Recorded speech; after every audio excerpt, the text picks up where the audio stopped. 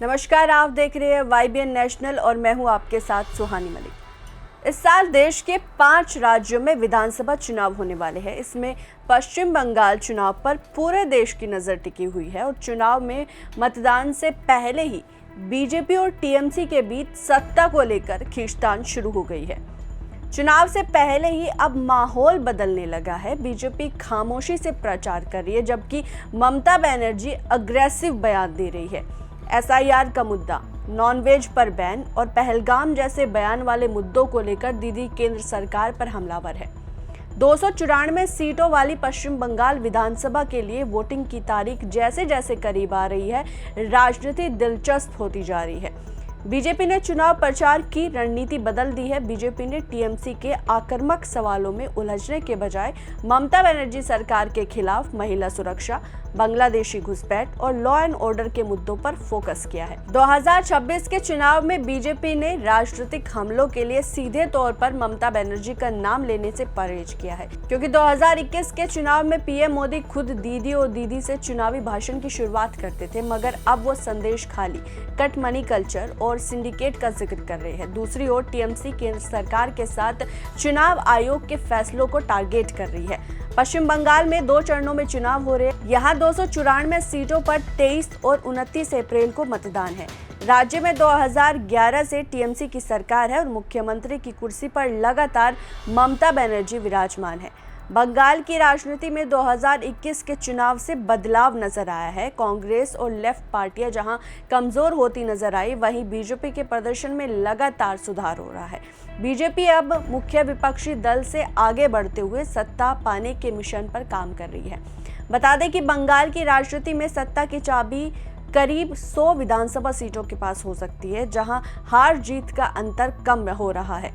चुनावी दावों के बीच धरातल पर एक राजनीतिक भूकंप की आहट सुनाई दे रही है। मुख्यमंत्री ममता का दावा है कि टीएमसी पहले से अधिक सीटें जीतकर चौथी बार सरकार बनाएगी। वहीं गृह मंत्री अमित शाह ने बीजेपी के लिए 170 सीटों का लक्ष्य रखा है। इन दावों के बीच SIR ने चुनावी गणित को पूरी तरीके से बदल दिया है। न केवल सीमावर्ती बल्कि कोलकाता, हावड़ा, हुगली जैसे जिलों में भी समीकरण बदलने वाला है। दरअसल 100 सीट निर्णायक भूमिका में है। अगर गणित राज्य के 23 जिलों को ये 100 सीटें आगामी चुनाव का केंद्र बनाने वाली है। आंकड़ों के विश्लेषण से पता चलता है कि 2024 लोकसभा चुनाव के नतीजों के आधार पर लगभग 119 विधानसभा सीटों पर जीत हार का अंतर 100 से 15,000 वोटों के बीच था।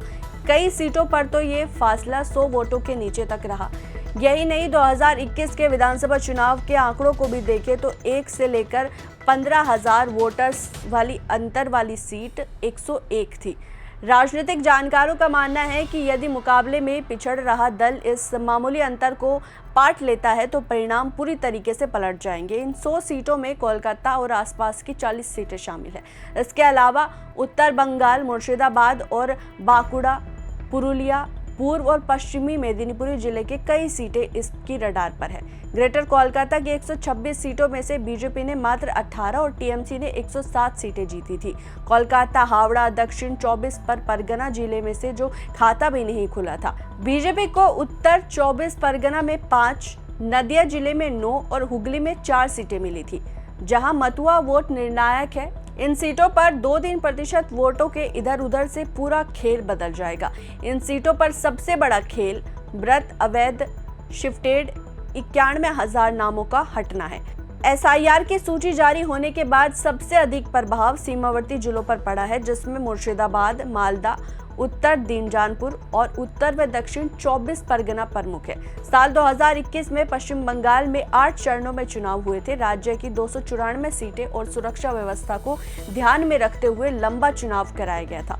पिछले चुनाव में ममता बनर्जी के नेतृत्व वाली टीएमसी ने शानदार जीत दर्ज की थी। टीएमसी ने 294 में से 215 सीटें जीतकर करीब 48% वोट हासिल किए थे।